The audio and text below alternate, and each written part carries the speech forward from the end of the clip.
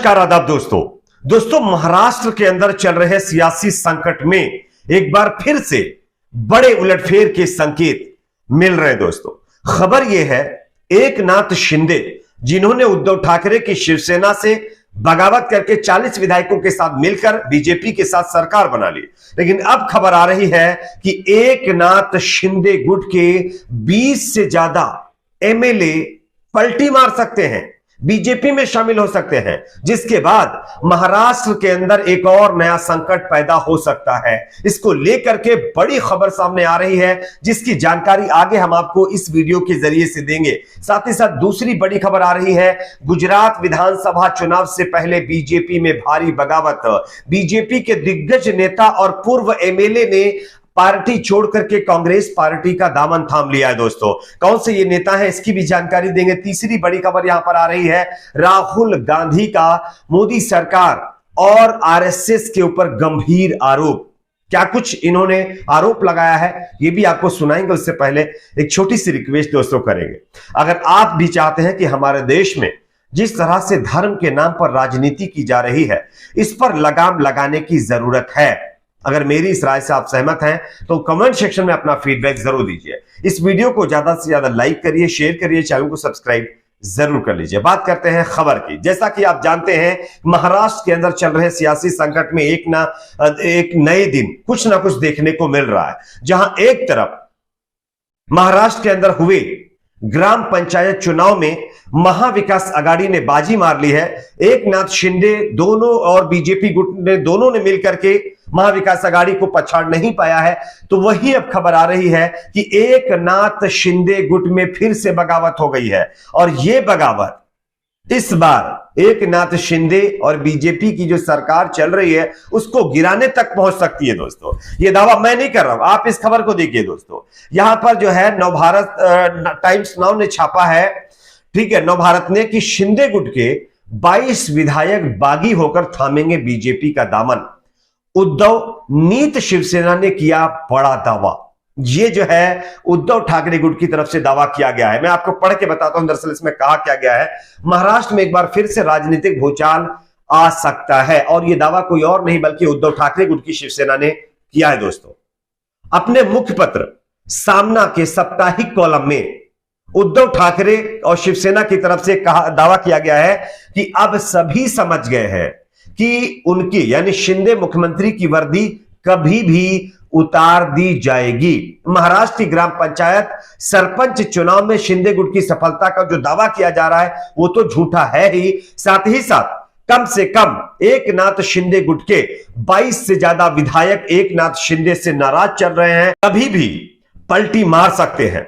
और अगर 22 विधायक एकनाथ शिंदे से नाराज होकर के बीजेपी का दामन थामेंगे तो आप समझ सकते हैं दोस्तों कि ये जो सरकार मौजूदा महाराष्ट्र में चल रही है ये भी धराशायी हो सकती है। इसमें यह भी कहा गया कि इनमें से ज्यादातर विधायक खुद को भाजपा में विलीन कर लेंगे, यानी कि भाजपा में अपने आप को शामिल कर लेंगे, ऐसा साफ दिख रहा है। उसके बाद शिंदे का क्या होगा, ऐसा जब मैंने उनके एक नेता से इस बारे में पूछा तो उन्होंने बताया है कि शिंदे का रामदास अठावले होगा। यह कथन सही है, यानी कि रामदास अठावले जैसा हाल शिंदे का हो जाएगा महाराष्ट्र के अंदर दोस्तों। और दिवाली के बाद यह सब कुछ होना संभव बताया जा रहा है दोस्तों। और अगर ऐसा होता है तो महाराष्ट्र के सियासी संकट में जिस तरह से एकनाथ शिंदे ने शिवसेना के साथ जो है धोखेबाजी की है, उसी तरह से उनके विधायक उनके साथ कर सकते हैं।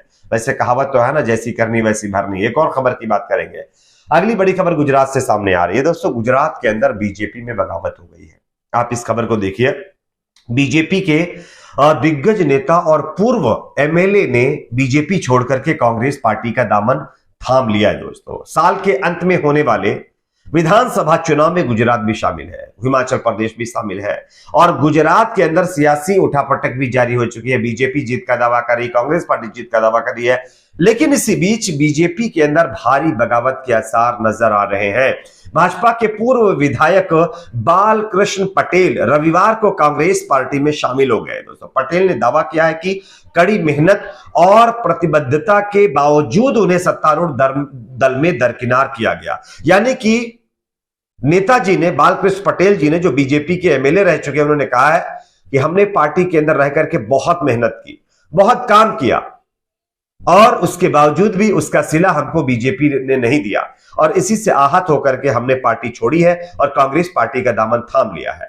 खबर यह है कि कांग्रेस में शामिल होने के बाद बाल कृष्ण पटेल ने कई और गंभीर आरोप जो है बीजेपी के ऊपर लगाए हैं। खैर, कांग्रेस पार्टी के जो नेता हैं उन्होंने बाकायदा अपने कार्यालय में उनको बुला करके उनका स्वागत किया और पार्टी में उनको शामिल किया है दोस्तों। और ये विधानसभा चुनाव से पहले कहीं ना कहीं कांग्रेस पार्टी के लिए अच्छी खबर है गुजरात से, जहां पर बीजेपी के अंदर जो बगावत हो रही है उसके नेता कांग्रेस पार्टी में लगातार शामिल होते जा रहे हैं।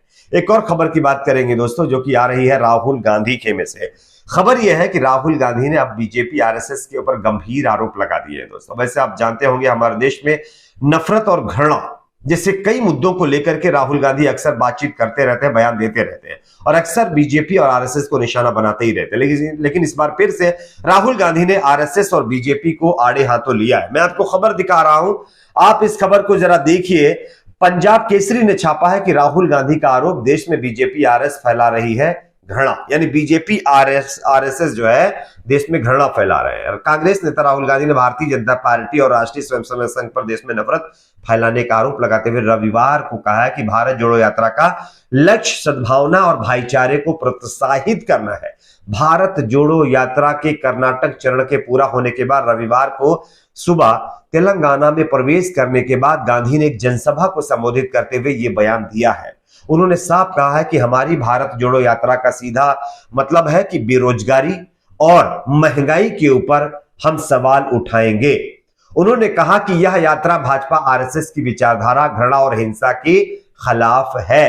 राहुल गांधी ने आरोप लगाया कि आज दो भारत अस्तित्व में है। पहला चुनिंदा लोगों और अमीरों का देश है और दूसरा लाखों युवाओं, किसानों, कर्मचारियों और छोटे कारोबारियों का देश है। उन्होंने कहा, हम दो भारत नहीं चाहते, हम केवल एक भारत चाहते हैं जहां सभी को न्याय और रोजगार मिलना चाहिए, देश में भाईचारा होना चाहिए। इससे पहले पदयात्रा के राज्य में प्रवेश करने पर कांग्रेस की तेलंगाना इकाई के नेताओं ने तेलंगाना कर्नाटक सीमा पर गांधी का भव्य स्वागत भी किया है। तो ये कहीं ना कहीं दोस्तों राहुल गांधी की तरफ से यह गंभीर आरोप आरएसएस और बीजेपी के ऊपर लगाया गया है। वैसे इस पर बीजेपी कैसा रिएक्ट करती है ये तो देखने वाली बात होगी, लेकिन ये तो तय है दोस्तों, राहुल गांधी की जो पद यात्रा चल रही है, भारत जोड़ो यात्रा चल रही है, इसमें इसके अंत तक कुछ ना कुछ बड़ा तो होगा, क्योंकि बीजेपी लगातार भारत जोड़ो यात्रा पर कटाक्ष कर रही है, तो राहुल गांधी भी बीजेपी के ऊपर नफरत फैलाने का आरोप लगा रहे हैं। अब आपकी अपनी इस पर क्या राय है जरूर बताइए। वीडियो को ज्यादा से ज्यादा लाइक करिए, शेयर करिए, चैनल को सब्सक्राइब जरूर करें।